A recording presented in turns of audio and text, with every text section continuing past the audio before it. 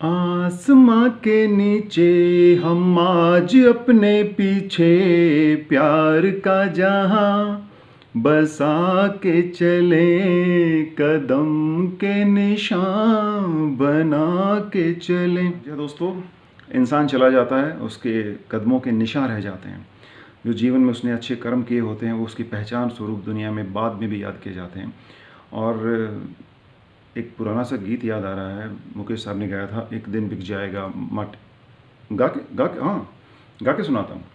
एक दिन बिक जाएगा माटी के मोल, जग में रह जाएंगे प्यारे तेरे बोल। दूजे के होठों को देकर अपने गीत, कोई निशानी छोड़ फिर दुनिया से गोल। एक दिन बिक जाएगा माटी के मोल, जग में रह जाएंगे प्यारे तेरे बोल। तो यही भावना लेकर कि अपने पीछे एक ऐसा जहां बसा के चलें जिसमें हमारे जाने के बाद भी याद किया जाए कि हाँ, कि हम उस स्कूल के स्टूडेंट रहे हैं, हमने वहाँ से शिक्षा ग्रहण की है और स्कूल ने हमारे व्यक्तित्व के विकास में कोई कसर बाकी नहीं रखी है। तो उस प्रयोजन से हम बहुत सारी एक्टिविटीज़ स्कूल में कराते हैं और उन्हीं एक्टिविटीज़ का एक पार्ट है डिबेट कराना। डिबेट एक वाद विवाद प्रतियोगिता जिसमें एक ही विषय को लेकर पक्ष और विपक्ष में एक किस्म से जिरह की जाती है और किसी निष्कर्ष पे और किसी कंक्लूज़न पे पहुंचने की जद्दोजहद की जाती है। परिणाम निकल के आता है, कई बार नहीं भी निकल के आता, लेकिन कोशिश जारी रहती है। नमस्कार दोस्तों, मैं प्रकाश फोगाट फिर से लेकर आया हूँ आपके लिए बेस की कहानी मेरी ज़ुबानी का सीज़न नंबर 11 का पहला एपिसोड। और इसमें डिबेट का विषय है हमारा इतिहास का पुनर्लेखन होना चाहिए या नहीं होना चाहिए। क्योंकि इतिहासकार बहुत बार बायस्ड हो जाते हैं, वो किसी के व्यक्तित्व को किसी को महिमा मंडित कर देते हैं और किसी को छोड़ देते हैं। तो ऐसी परिस्थिति में इतिहास का पुनर्लेखन होना चाहिए या नहीं होना चाहिए, होने से क्या लाभ है और ना होने से क्या है, इस पर एक चर्चा थी। यूएसए और ब्रिटेन का after world war II USA और ब्रिटेन ने नाजी जर्मनी को बहुत बुरी लाइमलाइट में दिखाया और अपने आप को महान बताया। आप तो सब जानते हैं कि यूएसए ने वर्ल्ड वॉर II में कितनी एट्रोसिटीज की है और इंडियंस का कंट्रीब्यूशन बिल्कुल निल दिखा दिया गया। इंडियंस के लोग यूएसए तक जाके लड़े थे, हमारे दादरी के आसपास के गाँव के लोग इजराइल में लड़े थे। बल्कि रसो का उसका डिफेंड करेगा कि रीराइट करने में फायदा कम नुकसान ज़्यादा है, because life is not about black and white, yes और no, it's about grey. Good afternoon to one and all present here. Today I, Parag, is here to represent my Ashoka house in this debate competition, and we are against emotion. So history is not just about the battles, kings and days, but it is about something on which our present stands and our future awaits. India is a melting pot of cultures. It has different languages, customs and traditions. History is about corroborating the historical facts and what our scholars and researchers wrote, verified by various researchers. Now, history cannot be wrote as per one's convenience. For example, the Vasundhara Raj government of Rajasthan recently backed a proposal that they will write the history again by saying that the Battle of Haldi Ghati was won by Maharana Pratap against the Mughal army. So it is an epitome of manipulation of facts. Political parties come into power and try to rewrite history for their only political agenda and try to reinterrupt and manipulate the facts only because that fact hurts their ego. Let me take the example also. As Pradeep sir also said, that our government changed the name of the 1857 revolt and Sepoy mutiny as first war of independence. But let me tell you that it was not the first war of independence, as in 1806 the well-known mutiny took place, which was known as the first war of independence. So this type of information about the manipulation of the facts only for the political agenda will misguide the students who are learning the history. Now, if we try to rewrite the history, if the argument is that rewriting the history and eliminating the Mughals and the Turkish history, it will lead to dissatisfaction and alienation feeling among the minorities. Our secular sentiments will get hurt. If we try to rewrite the history, it will lead to the civil war. And if a country faces a civil war for only and only 1 year, it takes back that country 10 years back in the development. Mughals left a rich heritage, art and culture which can't be forgotten. The Rajputs' history is as important as Mughals. As we all know, the major foreign exchange revenue comes from the Taj Mahal. Taj Mahal, Moti Mahal, Humayun's tomb and Fatehpur Sikri are some of the major historic sites which are known internationally also. And if we do not try to rewrite the history, this will be limited and our future generation would not be able to get the facts. Now, if I talk about the Europeans, the opposition may argue that it is Eurocentric history. But let me tell you that the Europeans were the only who found the archaeological subject. So, as they found the archaeological subject, they know about the past, they try to read about the historic text, and that is why they wrote our history. The Indian scholars were not known about the archaeological subject. Now, the third point is that if we try to limit the European history, then how would we be able to know about the French Revolution? The idea of liberty, fraternity and equality spread from French to the Europe and then Asia and mainly in India because we are trying to independent our India. The future generation would not be able to understand where these ideas came from. Now, as I said earlier, that I am not status quoist but optimistic.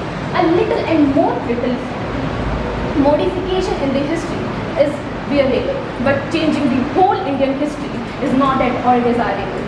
Now, many of you argue that the medieval history, mainly I am talking about only the medieval history, is only and only about the Mughals.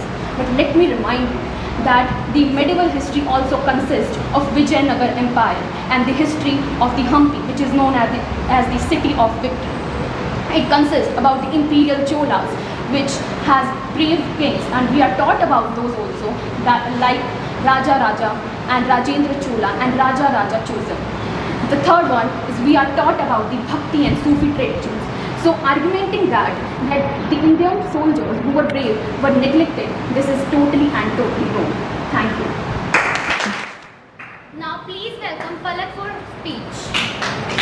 Good afternoon, my respected teachers and my dear friends. Today I, Palak, is here for debate on topic, should Indian history be rewritten in favor? History helps young people to understand their own culture and how their culture and country have evolved. Second, it gives people a sense of belonging to their roots. Third one, history teaches people what their forefathers experienced and suffered in the past in order to make their own country what it is today. But what if our country is misinterpreted? Then how could we say that we feel proud to be Indians? You must be aware of Chandragupta Maurya and Ashoka the Great, who belongs to Mauryan Empire, but what about Bindusar and Kautilya? We know a little about them. Second one, Ahom Kingdom of Assam is unheard of outside of Northeast India. So this kingdom ruled for 600 years in Assam and in Northeast India and defeated the might of various invaders like Mughals several times and also defeated the English. Third one is Vijayanagar Empire. Again, an empire which ruled for over 300 years and had great monuments as any in its era. And the rule was efficient as any in Indian history, but sadly, very little is taught. Among all above empires and kingdoms, one thing is common. During this era, there was prosperity. People were educated and there was rule of law. Governance was efficient and people friendly and arts and culture thrived. A due place needs to be given to some personalities like Patel, Subhash Chandra Bose, etc. अब बात आती है history rewrite करने की, तो इससे terror फैलेगा क्योंकि 2-3 साल पहले आपको पता हो पद्मावत फिल्म आई थी, उस पर वो एक टॉपिक था और मान लो उसकी इंफॉर्मेशन थी वो थोड़ी बहुत गलत थी तो उस पर टेरर फैला था और ये बुक आप बुक लिखने की बात कर रहे हो तो इसमें तो टॉपिक बहुत ज़्यादा लिखे जाएंगे। मैंने जोधा पर फिल्म आई थी, उसके ऊपर तो कुछ नहीं हुआ था, और हमारे जो फिल्म आती है उसमें तो सब गलत ही होता है, तो हमें पढ़ाया ही नहीं गया, किसी को पता ही नहीं है। आप कौन सी रानी के बारे में पढ़ा? कौन सी रानी के बारे में पढ़ा? रानी कौन सी? रुकैया बेगम, मैंने आपने रानी बोला, रानी बताओ ना कौन सी रानी के बारे में? रुकैया बेगम, जोधा बेगम, सलीमा बेगम। हाँ, कौन सी टेक्स्ट बुक में आपको रुकैया बेगम के बारे में पढ़ा जाता है? अच्छा, आप भूलो, कहाँ पढ़ाया जाता है? फिल्म में है ना सब कुछ, हमारी फिल्म तो गलत ही है क्योंकि किसी को पता ही नहीं है। आपने ये बोला कि रानियों के बारे में पढ़ाया जाता है मुगल एम्पायर में, तो आप मेरे को बताओ किस रानी के बारे में पढ़ाया गया? आपका कोई जवाब ना है। बेगम हजरत महल के बारे में अपनी इसमें लिखा हुआ है। बेगम हजरत महल के बारे में लिखा हुआ है, वो 1857 रिपोर्ट में लिखा हुआ है। और आप मुगल एम्पायर की बात करो जो मेडिवल हिस्ट्री में थे, वो आप मॉडर्न हिस्ट्री की बात नहीं करें। इन्फॉर्मेशन के लिए बता दूँ कि नॉर्थ ईस्ट इंडिया के बारे में भी हमें ज़्यादा नहीं पढ़ाया जाता हिस्ट्री में। The main reason behind this is that जो नॉर्थ ईस्ट इंडिया है वो हमेशा से इंडिया से थोड़ा सा आइसोलेटेड रहा है, not because of the government, because of the people living in the north east India. वो लोग ट्राइब्स और क्लैंस में रहकर वो इंटरफेरेंस बर्दाश्त नहीं कर पाते। ब्रिटिशर्स ने कोशिशें की थी उनके बारे में लिखने की, लेकिन आज भी बहुत सारे ट्राइब्स हैं जो उन्हें अलाउ नहीं करते। वैसे ही अहोम्स थे, मैं आपको बता दूं कि अहोम्स ट्राइब्स और क्लैंस में रहते थे, तो ऐसे ही वो पसंद नहीं करते थे कि मुगल्स उन पे आकर इन्वेड करें या उन पे रूल करें, और उनको ना पढ़ने की समझ थी और ना लिखने की समझ थी। मुगल एम्पायर के बारे में हमें हज़ारों टेक्स्ट मिल जाते हैं, और उसी कंटेम्प्रेरी में हमें फॉरेन ट्रेवलर्स मिलते हैं जिसके बारे में हमें मुगल हिस्ट्री पता होती है, लेकिन अहोम्स के बारे में हमें ये नहीं पता होता क्योंकि उनके पास कोई रिकॉर्ड्स नहीं है।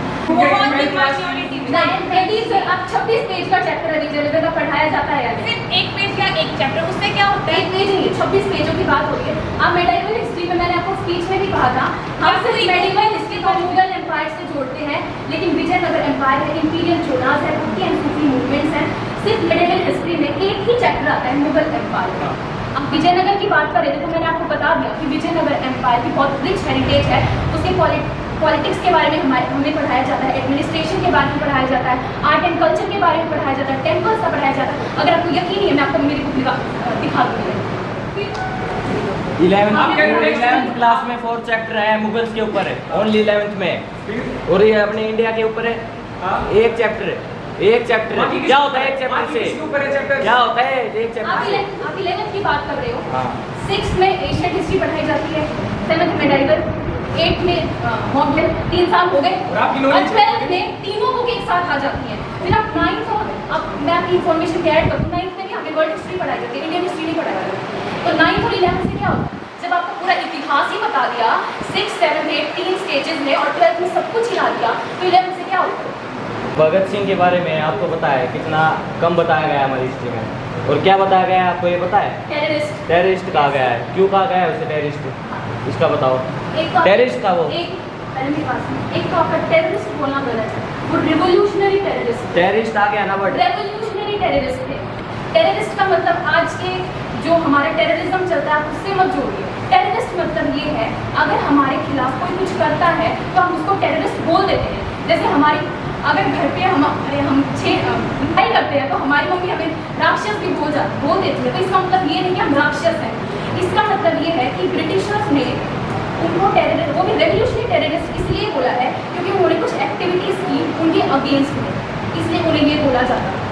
पॉजिटिव बात भी बोली गई, उन्होंने पार्लियामेंट में बॉम्ब गिराया, उन्होंने स्पेसिफिकली मेंशन किया है, उन्होंने बॉम्ब गिराया वहाँ पे जहाँ पे लोग नहीं थे। इसका वो ये भी तो कह सकते थे उन्होंने बॉम्ब गिराया, बॉम्ब से हम क्या समझेंगे, बहुत लोगों की जान चली गई, लेकिन उन्होंने स्पेसिफिकली मेंशन किया है कि बॉम्ब गिराया, लेकिन वहाँ गिराया ताकि किसी को नुकसान ना पहुँचे। और मैंने आपको टेररिस्ट का मतलब डिफाइन कर दिया। गांधी जी के बारे में, नेहरू जी के बारे में इतना कुछ लिखा गया है, भगत सिंह के बारे में, राजा सूरजमल के बारे में इतना नहीं लिखा, ये सारे अंडर शेडो हैं। क्यों? आपका इसमें ये भी पॉइंट हो सकता है कि सुभाष चंद्र बोस के बारे में भी नहीं लिखा जाता। आप उनको भी काउंट कर लीजिए। हाँ। इतना गांधी तो मैं काउंट करके भी उस टाइम पे कांग्रेस थी तो उन्होंने अपने लीडर्स के बारे में इतना ज्यादा लिख रखा है।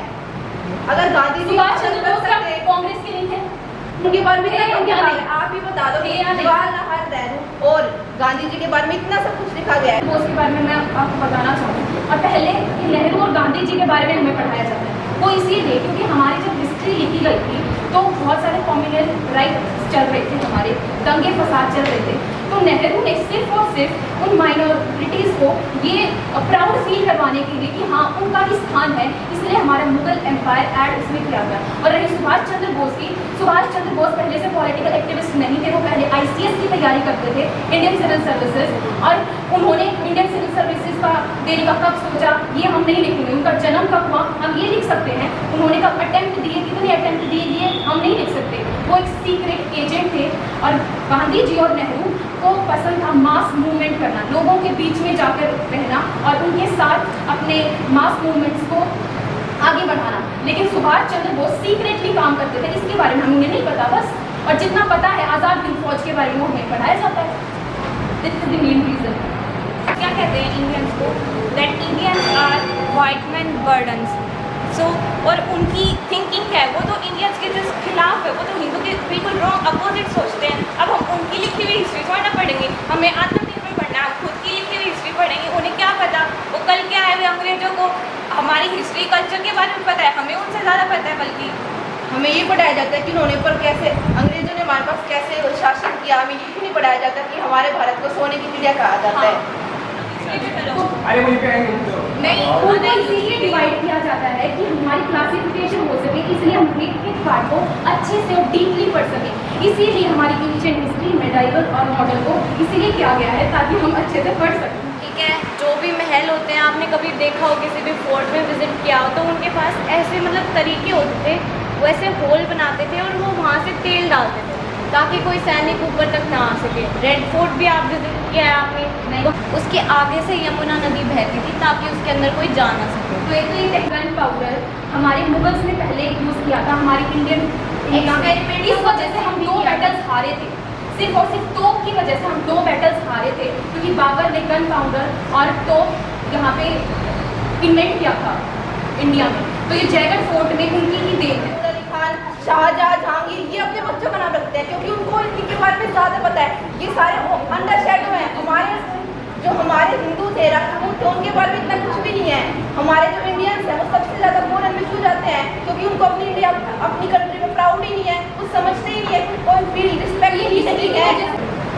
हाँ, एक तो आप कह रहे हैं कि सेलिब्रिटीज अपने बच्चे का नाम ये रखते हैं, तो इसमें हमारी कोई गलती नहीं है क्योंकि उनकी चॉइस है, उनके बच्चे को कुछ भी रखते हैं। आप यहाँ बात करोगे तो चारों हाउसेस के नाम किस मुगल एम्पायर पे हैं? सारे के सारे इंडियन रूलर्स हैं। अशोका द ग्रेट, छत्रपति शिवाजी, महाराणा अशोका का क्या धर्म था? अशोका महाराणा प्रताप और अशोका सम्राट अशोका का क्या धर्म था, आपको ये पता है? हाँ, पता है, बुद्धिज्म था ना। और ये आधे से ज्यादा बच्चों को नहीं पता। ये क्यों नहीं पता? क्योंकि हमारी इंडियन हिस्ट्री में नहीं है, इंडियन हिस्ट्री में है ही नहीं, है ही नहीं है। पूछ लो, किसी को पता ही नहीं था, किसी को नहीं पता था। लेकिन हमारा आपका पॉइंट ये है कि जो हमारे लीडर्स हैं, हमारा जो आइडियल है वो भगत सिंह होना चाहिए, गांधी नहीं होना चाहिए। इसलिए ये आपका पॉइंट होना चाहिए कि our youth do not relate their self from the Gandhi और पटेल। तो आप इस आर्गुमेंट में स्ट्रॉन्ग हो कि भगत सिंह में ऐसा क्या है तो उसको हम अपने यूथ लीडर माने। आप उसको आर्गुमेंट अपना स्टार्ट हो, बीच में जब क्वेश्चन पूछ लो तो आप काउंटर क्वेश्चन मत पूछा हो कि आपको ये पता है कि ये पता है, उनको पूरा करने दो पहले। आप सेटिस्फाई हो तो फिर आप दोबारा क्वेश्चन पूछो, ठीक है? तो अभी आप कोई क्वेश्चन पूछना चाहते हो तो बताओ। हाँ, पूछिए जाएगा। हिस्ट्री में ये लिखा है कि फ्लैग किसने बनाया था, भारत का झंडा, पर ये नहीं पता कि उसका बैकग्राउंड क्या था, उसकी लाइफ की, उसकी कुछ भी बारे में नहीं बता रखा। फ्लैग की लाइफ जिसने बनाया था। ये कहना चाह रहे हैं कि हमारे फ्लैग के बारे में किसने डिजाइन किया, उसका तो पता है, इसके बारे में ज़्यादा नहीं पता है। इसके बारे में ज़्यादा बताएंगे तो लोगों को प्राउड फील हो, इसके खिलाफ आर्गुमेंट कीजिए। आप कोई भी एनसीईआरटी की बुक खोल के देखोगे तो जैसे ये बुक होती है कवर पेज, अब यहाँ पे देखोगे या हाँ यहीं पे द इंडियन फ्लैग लिखा होता है और उसके बारे में पूरा का पूरा एक जो कवर है उसके बारे में लिखा होगा। वो पहले अपने बारे में और इंडिया कौन से पोजीशन पे आता है? 7th पोजीशन पे आता है। छोटी चीज है, बड़ी चीज बहुत बड़ी चीज है। कितने वर्क करे, सबका बायोडाटा निकाल हो गया। उसके बायोडाटा क्यों निकालेंगे? क्योंकि क्लास में इंपॉर्टेंट नहीं है। स्ट्रगल लाइफ भी देखोगे, हम ये देखेंगे ना उसको ताजमहल किसने डिजाइन किया था, किसने बनाया ताजमहल के बारे में उसका तो निकालेंगे। ताजमहल बनाया, ये नहीं बताएगा कि उसने सब मजदूरों के हाथ कटवा दिए, क्यों नहीं बताया? कहाँ बताया गया है? बताओ, कहाँ बताया गया कि सारे मजदूरों के हाथ कटवा दिए थे? आपके पास कोई एविडेंस है कि उनके हाथ काटे गए थे? एविडेंस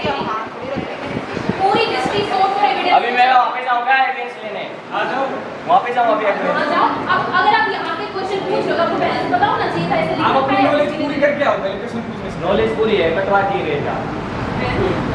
Evidence आपके पास? अरे तो हम कटे हुए हाथ थोड़ी ना लेके आएंगे। अगर हमें हमारी हिस्ट्री के बारे में बताया ही नहीं जाएगा तो आगे आगे आजकल बच्चे बहुत मॉडर्न हो रहे हैं। जो पहले की रीति रिवाज जो थी वो बिल्कुल बदलती जा रही है। ऐसे ऐसे तो हमारा कल्चर बिल्कुल ख़त्म होता जाएगा। अगर हम हिस्ट्री को रीराइट नहीं करेंगे, हमारे कल्चर को अच्छे से नहीं पता जाएगा तो धीरे धीरे ख़त्म हो जाएगा। एक तो कल्चर हिस्ट्री में नहीं पढ़ाया जाता, कल्चर पढ़ाया जाता तो हमें कल्चर का पता कैसे लगता है? कल्चर पढ़ाया जाता है सोशियोलॉजी में, जो कि एक अलग डिसिप्लिन है। और रही बात आप कल्चर की बात करें तो हमारी इंडियन हिस्ट्री में सती प्रथा भी थी, दूध पीती भी थी और ऐसी ऐसी चीज़ें थी जिनके बारे में तो आप सिर्फ कुरीतियों को क्यों जाने? कुरीतियों तो मैंने आपको बताया कि हिस्ट्री में क्यों पढ़ाया जाए, सोशियोलॉजी है ना, वहाँ जाके पढ़ो। ये हिस्ट्री में आता ही नहीं कि हमारा कल्चर पहले कैसा था अब कैसा है। ये मतलब तो सोशियोलॉजी का पार्ट है ना, तो हिस्ट्री में कैसे आएगा? हिस्ट्री में नहीं आएगा। हिस्ट्री का और फिर हमें पता कैसे चलेगा कि सोशल स्टडीज सोशल हिस्टोरिकल बोल सकते हो, बिकॉज आर्ट्स में सारे सब्जेक्ट इंटरडिसिप्लिनरी होते हैं। एक तो हमारा जो हिस्ट्री है वो इतनी ज़्यादा डाइवर्स है कि हम सब कुछ टेक्स्ट बुक्स के अंदर ऐड नहीं कर सकते। एक लिमिटेड सिलेबस भी रखना होता है। आपका मतलब ये है कि आप सिर्फ एनसीईआरटी टेक्स्ट बुक्स में जा रहे हो, लेकिन ये टॉपिक सिर्फ एनसीईआरटी तक लिमिटेड नहीं है, आगे भी है। आगे बहुत सारी ऐसी बुक्स हैं जिनके बारे में हमारे सोशल स्ट्रक्चर के बारे में पढ़ा इसीलिए तो मैंने बोला कि धीरे धीरे इंडियन कल्चर खत्म होता जा रहा क्योंकि है। बच्चे पढ़ते ही नहीं है।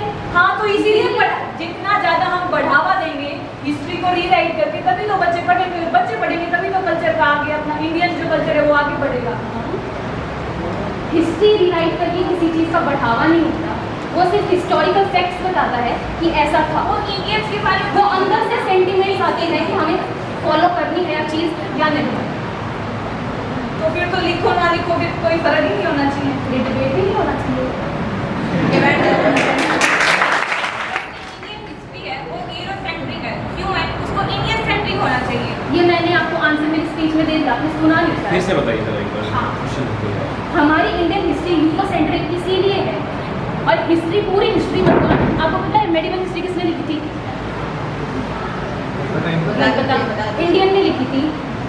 तो जो ये है मॉडर्न की बात ना तो बोलो ना मॉडर्न हिस्ट्री क्यों बोल रहे हो? तो मॉडर्न यूरोसेंट्रिक इसीलिए है क्योंकि मॉडर्न हिस्ट्री में आता है हमारे ब्रिटिशर्स का रूल। तो ब्रिटिशर्स में वही थे जिन्होंने आर्कियोलॉजी एक सब्जेक्ट डिस्कवर किया था। हमारे इंडियन लीडर्स को ये नहीं पता था कि आर्कियोलॉजी होती भी क्या है और हिस्ट्री हम लिखें या ना लिखें। क्योंकि आपको पता होगा कि जब ब्रिटिशर्स आए, जब एक जो किंगडम्स थे वो एक दूसरे के विरोधी थे और बस इंपीरियलिज्म चाहते थे। उनको कोई मतलब नहीं था कि हम अपने टेक्स्ट लिखें और आगे वाली जनरेशन हमें पढ़े या नहीं पढ़े। बस उनको था कि हम इंपीरियलिज्म करें, हम मॉन्यूमेंट्स बनाएं, हम अपनी फैमिली एक्सपेंड करें। लेकिन वही ब्रिटिशर्स थे जो चाहते थे कि इंडिया का इतना रिच कल्चर है वो उन्हें पता चले through archaeology. She's making point कि अगर कोई तीसरा आदमी हमारे बारे में लिखता है तो वो सिंपैथेटिक नहीं है हमारे बारे में, तो हमें अपने बारे में लिखना चाहिए। जो बाहर का जो आदमी लिखेगा वो कभी भी हमारी भावनाओं की कदर उस लेवल तक नहीं कर पाएगा। तो क्या हमें खुद लिखना चाहिए? क्या वो समय आ गया ये पूछ रहे हैं। अगर सर वो तीसरा पर्सन है तो वो पहले और दूसरे पर्सन की वो बायस भी हो सकता है और अनबायस्ड भी हो सकता है। तो वो दोनों लिखेगा, वो किसी का फेवर करके नहीं लिखेगा। हम लिखेंगे तो हम अपने फेवर में लिखेंगे। इनका पॉइंट है कि वो हम भी तो फेवर कर सकते हैं और हम उनसे ज़्यादा कर सकते हैं। उन्हें हमारे ट्रेडिशनल कल्चर के बारे में इतना कैसे पता है, बल्कि हमें उनसे ज़्यादा पता है। हम करेंगे आगे आपको पता है सिविल वॉर होती क्या है? नहीं पता, मैं बताती हूँ ना कि जब कम्युनल डिवीजन हो जाता है एक डिफरेंट कम्युनिटीज़ के बीच में, उनके बीच में जब कोई वॉर हो जाती है इंटरनली वो भी, और तब है ना उसको सिविल वॉर का नाम दिया जाता है। और ऐसा ही हमारे जितने भी, जैसे कि बांग्लादेश का लिखते हैं, उन्होंने अपनी 3 बार हिस्ट्री चेंज की है। पहले इंडियंस थे वो, फिर वो ईस्टर्न पाकिस्तानी थे, फिर थर्ड वो अब बांग्लादेश हैं। तो हमें पता है वो लोग अंडर डेवलप्ड हैं। इसीलिए मैंने आपको बताया था कि अगर एक साल अगर कोई देश सिविल वॉर फेस करता है तो वो 10 साल पीछे चला जाता है। और ये एग्जैक्ट लाइन हमारी क्लास 10th की एनसीईआरटी पॉलिटिकल साइंस में फर्स्ट चैप्टर में श्रीलंका के बारे में लिखा हुआ है। हमारे देश में आज भी 700 से ज़्यादा जिलों या कस्बों के नाम मुगल्स के नाम पे है, जिसमें मैं बता दूँ 61 बाबर के नाम पे, 11 हुमायूं के नाम पे, 251 अकबर जिसको महाराणा प्रताप ने इतना डरा दिया था, वो युद्ध में भी नहीं आया था, 141 जहांगीर, 63 शाहजहां, 177 औरंगजेब। ये क्यों है? ये हमारे भगत सिंह राजगुरु के नाम पे क्यों नहीं है हमारे इंडिया में? क्योंकि हमें इसके बारे में बताया नहीं गया, पढ़ाया नहीं गया। ज़्यादा इम्पैक्टफुल थे ना। महाराणा प्रताप, आपने क्या बोला कि महाराणा प्रताप युद्ध में नहीं आए? महाराणा प्रताप नहीं, अकबर नहीं आया महाराणा प्रताप के इधर से। अकबर नहीं आया, हाँ। तो फिर जीता कैसे वो? जीत गया, उसकी सेना आ रही थी, उसने सर आपको उनको बताना है ना। नहीं, हमें उसका फैक्ट नहीं ढूंढना है कि उनको कितना, उनको नाम पता ही नहीं, मुझे जस्ट टेल कि वो इतने महान थे फिर भी नहीं पढ़ो उस चीज़ का। हमारे देश में कितने कस्बे हैं? 700 700 में बताया गया है, 700 इनके नाम पे। सिर्फ 700 है? इंडिया कितना बड़ा है? अब 700 के अलावा भी तो सोचो, अब 700 के अलावा भी तो सोचो। अभी रिसेंट में जो औरंगाबाद है उसको संभाजी नगर के नाम से अब पुकारा जाएगा। तो वो भी चेंज कर रहे हैं, तो हमें भी तो अकबर के नाम पे चेंज थोड़ा करनी है चेंज ना। किया, इंडियन रूलर्स के नाम पे चेंज किया है, चेंज करना है ना, फिर हमें भी तो चेंज कर दिया। कहाँ कर दिया? इंडियन हिस्ट्री कहाँ चेंज करी? आप तो मना कर रहे हो नहीं करनी इंडियन हिस्ट्री चेंज। आप हर एक कस्बे के बारे में इंडियन हिस्ट्री में नहीं लिख सकते।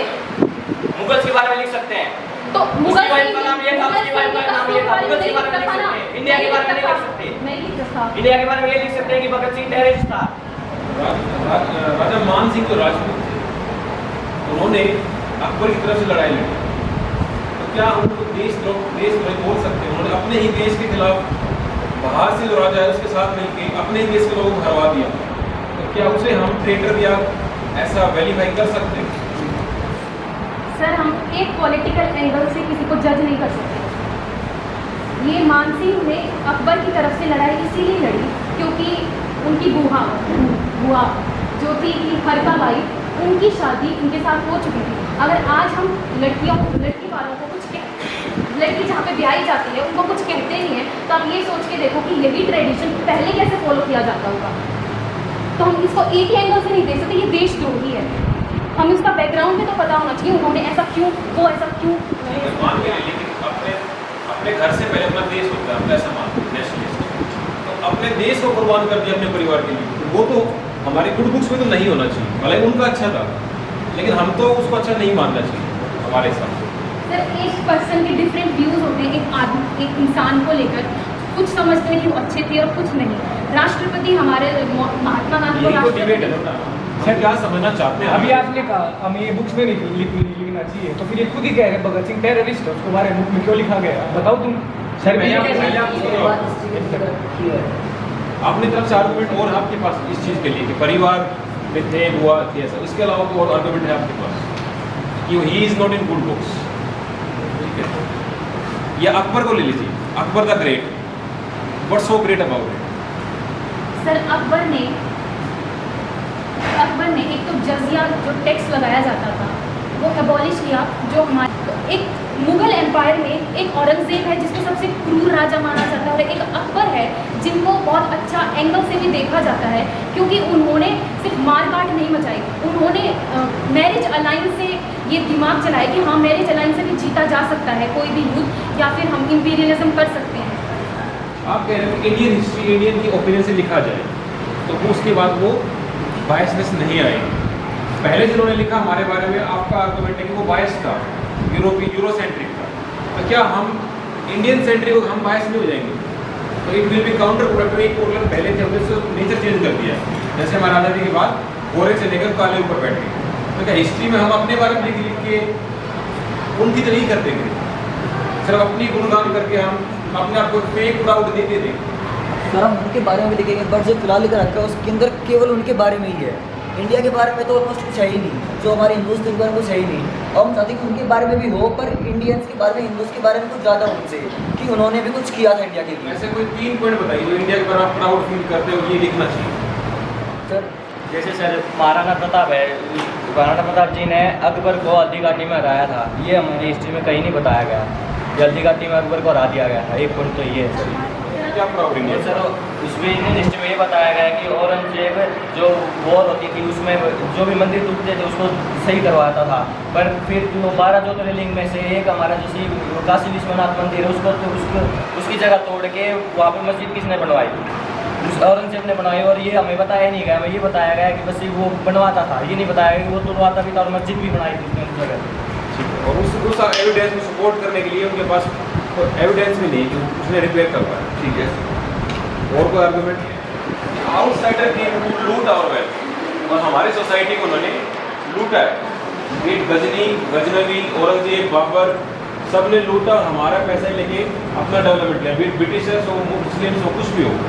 तो हमें उस लूटेरों का इतिहास छोड़ के, और हमारा ऐसा इतिहास है जहाँ हमने अपनी कुर्बानी से भरा पड़ा है, क्या हमें वो नहीं पढ़ाना चाहिए? लूटेरों का हम क्यों पढ़े? भले वो आए थे, उन्होंने ताजमहल बनवा दिया, हुमायूं टॉम बनवा दिया, हमारे पैसे लिए, हमारे मजदूर लिए और एक टॉम बनवा दिया। लेकिन हिंदू धर्म में तो ऐसे टेम्पल बनवाए गए जिनका कोई पर्पस था। हमने तो टेम्पल बनवाए, काशी विश्वनाथ या उज्जैन का Mahabaleshwar, they are very scientifically. Tropic of Cancer के ऊपर से लाइट गिरती है, वहाँ पर्टिकुलर पूजा की जाती है, शनि टेम्पल। तो इतने साइंटिफिक हमारे टेम्पल्स हैं, उस हेरिटेज का क्या करें हम जो बाहर से आया? मतलब जो हमारा इंडियन, जो बाहर से आया वो हम इंडियन मानते ही नहीं है, ठीक है, वो बाहर से उन्होंने बना दिया है। तो इस पर ऐसा क्या प्राउड, आपको प्राउड है कि उसको नहीं हटाने दे रहे हो? उसको साइडलाइन कर भी दे तो क्या फ़र्क पड़ेगा? मैं ये बता रहा हूँ कि जो लुटेरे बाहर से आए हैं, गजनवी, गजनी, बाबर, नादिर शाह, ब्रिटिशर, सब लूटने तो आए थे।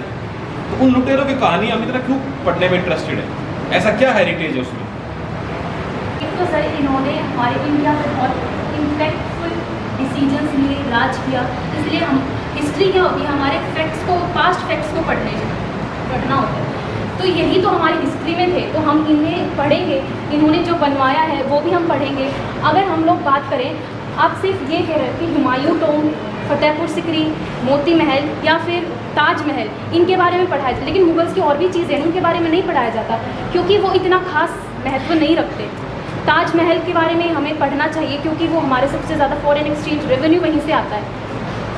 हमें ये प्राउड होना चाहिए कि वो हमारी धरती पर है, इंडिया में, वो कहीं और तो नहीं है ना। हुमायूं जो बाबर है, उन्होंने यहाँ पर भी बनवाए हैं, अफ़गानिस्तान में भी बनवाए हैं, लेकिन हम लोग प्राउड तो अपनी इंडिया में किया है, उन्होंने बनवाए, तो हम इसके बारे में तो प्राउड होंगे। और आप मोहम्मद गजनी के बारे में कह रहे हैं, तो मोहम्मद गजनी ने 17 बार आक्रमण किया था। उनसे हम ये भी तो सीख सकते हैं कि हमें एक बार ट्राई करके पीछे नहीं हटना चाहिए, हमें बार बार लगातार ट्राई करना चाहिए। उनसे हम आपने पहले भी कहा था कि हम इस टॉपिक को अलग एंगल से भी सोच सकते हैं, तो ये मेरा एंगल है मेरे हिसाब से। आपका आर्गुमेंट था कि हमारे जो नेता हैं, पटेल, नेहरू और गांधी, के बारे में ओवर एम्फेसिस है, भगत सिंह है या पटेल है, बोस है, उनके बारे में कम लिखाया गया है। तो आप मुझे कोई भी 4 पॉइंट बताएंगे बोस के, 3 पॉइंट बोस के और 3 पटेल के, कि उन्होंने ऐसा क्या किया जो हम नेहरू को और उनको पीछे हटा के इनको आगे ले आए। कोई भी 3 पॉइंट बता दीजिए दोनों के। उन्होंने हमारे फ्रीडम फाइटर्स इकट्ठे किए, उन्होंने कलेक्ट किए थे, फाइट करने के फाइटर्स को एकजुट किया। Yes sir. ठीक है, एक पॉइंट। एक तो सुभाष चंद्र बोस पहले नहीं दूसरे थे जिन्होंने ICS क्लियर किया था, जो अभी भी सिविल सर्विसेज का एग्ज़ाम जो सबसे टफेस्ट एग्ज़ाम माना जाता है इंडिया का, उस टाइम पे तो बहुत ज़्यादा टफ था, तो और वो भी इंग्लिश लैंग्वेज में। एक तो उन्होंने वो क्लियर किया, दूसरी बात उन्होंने हमारी आज़ाद हिंद फौज बनाई। और जब ब्रिटिशर्स से ही पूछा गया है इंटरव्यू के दौरान कि आपको ऐसा कौन सा मूवमेंट लगा था जिसकी वजह से आपको लगा हो कि हाँ बस अब हमारा रूल एंड हो गया, तो उन्होंने बोला था कि जब आज़ाद हिंद फौज बनाई गई थी तब हमें लगा था कि हाँ अब हमारा जो रूल है वो एंड हो सकता है। ये सुभाष चंद्र बोस ही ऐसे इंसान थे जिन्होंने, पहले ऐसे इंसान थे फ्रीडम फाइटर, जिन्होंने अलग अलग कंट्रीज़ में जाकर हमारा सपोर्ट इकट्ठा किया था। ये 3 पटेल जी के बारे में बताइए। Patel iron man of India बोला जाता है। पहले हमारे डिप्टी प्राइम मिनिस्टर थे, पहले होम मिनिस्टर थे। यही वो ये बताइए, आप ये प्रूफ पॉइंट नहीं करने की ये चीज़ हमारे होनी चाहिए अलग सिलेबस में तो है ना सर, मुझे पता है। दे वर सो ग्रेट, तो यही तो डिबेट ये कह रहे हैं कि उनको आगे लेके आओ, अगर इतने ग्रेट थे तो। वो इतने ही ग्रेट थे तभी तो हमारी जब 12th की NCERT, बोस जी के ऊपर हमारा चैप्टर कितना है? नेहरू के ऊपर तो हमारी पूरी बुक्स होंगी। बोस जी के ऊपर तो ये भी नहीं पता कि बोस जी कब मारे गए, तो कैसे मरे। सर उनकी जैसे कि लाल बहादुर शास्त्री की जो डेथ है वो हमें नहीं पता, वैसे ही सुभाष चंद्र बोस की है। आपने पूछा ना कि 3 पॉइंट्स सरदार वल्लभ भाई पटेल के बारे में। Last question from my side, Aryan invasion को नहीं पता आपको क्या है? आर्यन कहाँ से आए थे? सर इसके बारे में बहुत अलग अलग थ्योरीज है, जहाँ तक मैं हमारे बुक में थ्योरी है कि आर्यंस केम फ्रॉम आउटसाइड, ऐसा है। तो लेकिन रिसेंट एविडेंसेस ये प्रूव करते हैं कि आर्यंस मतलब लोकल इंडियंस। तो क्या हमें चेंज करना चाहिए थी? अलग अलग थ्योरीज दी है कि किसी ने बोला वो सेंट्रल एशिया से आए थे, किसी ने बोला वो इंडिया से थे, और किसी ने ये भी बोला था कि वो टर्किश थे। तो अलग अलग सेंट्रल एशियन थ्योरी भी आपको पता होगा। तीन थ्योरी थी उसके खिलाफ, ठीक है। स्पीच में इनके हाउस की तरफ से speech was good, it was well flow, ठीक है। एग्जांपल इन्होंने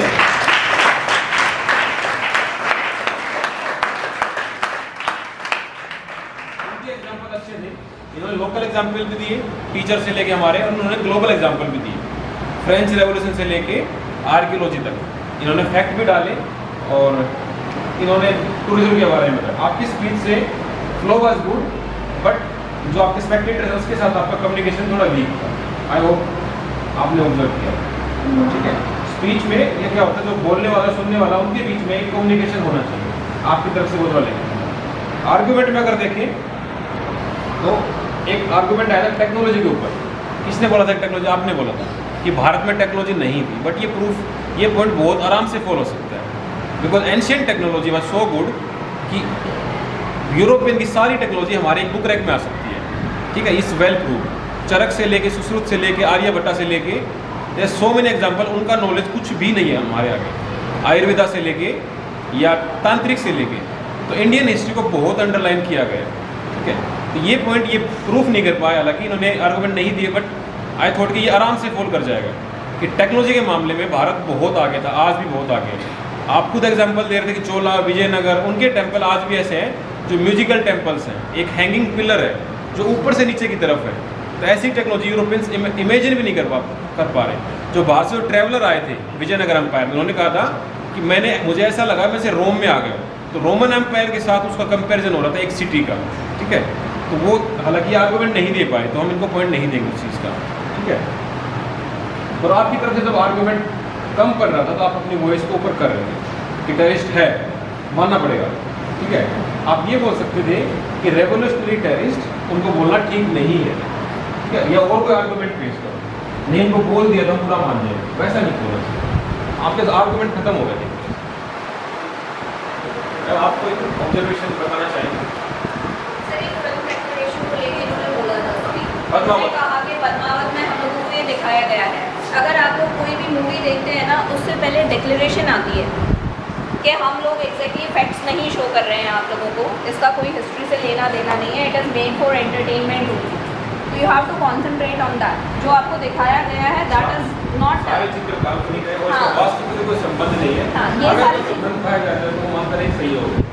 तो ये चीज़ें आप लोगों को ध्यान रखना है।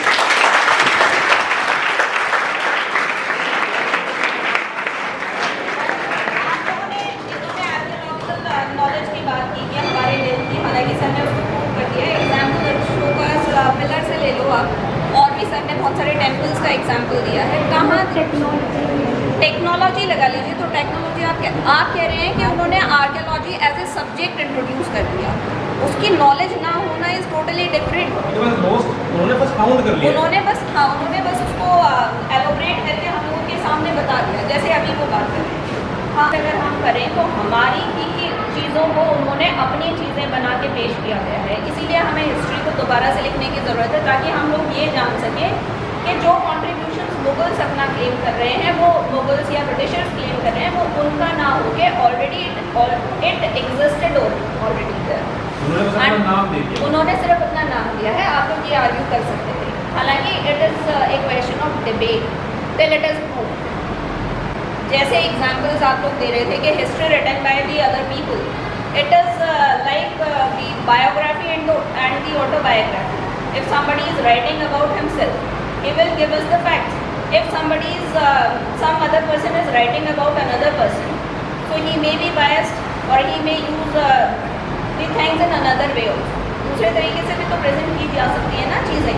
तो ये सारी चीज़ें आप उसको कर सकते हैं कि जो हमारी हिस्ट्री लिखी गई है वो दूसरे लोगों ने लिखी है।